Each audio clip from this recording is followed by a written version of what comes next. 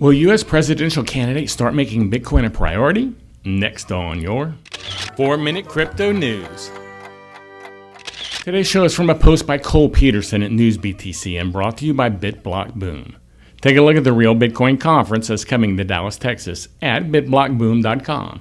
I hope I get to see you in Dallas, Texas. Now, it's no secret that over the past several decades, politics in the United States has become increasingly about appealing to voter blocks. And regardless of whether or not this is good or bad, this trend will ultimately prove beneficial for Bitcoin. The number of crypto investors in the United States is actually quite large on a percentage basis and will likely continue growing along with the markets. So it is highly likely that more and more political candidates will start addressing cryptocurrencies. According to a study published last year, 8% of Americans are currently invested in cryptocurrencies. Some candidates for elected offices are already taking note of the portions of citizens who are invested in this technology. And although 8% seems like a small number, gaining a voter block of that size for a national election could sway the results. Moreover, as this number grows, it will be crucial for candidates to acknowledge these investors by presenting solutions to the regulatory problems the industry currently faces. Recently, Andrew Yang, who's a Democrat candidate for president, has laid out his thoughts on cryptocurrencies and is advocating for a do-no-harm approach that could allow the United States to remain in the forefront of innovation for the rapidly evolving industry. Yang explains that cryptocurrencies market's growth over the past several years has outpaced the government's response.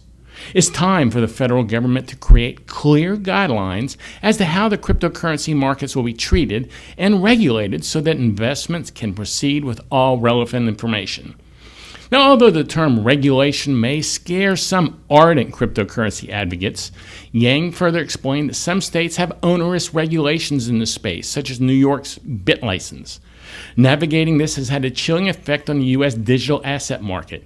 Yang explains that if he were to be elected, he would offer better definitions for what is a token and what is a security, and would clarify the tax implications of buying, selling, and trading cryptocurrency, among other things.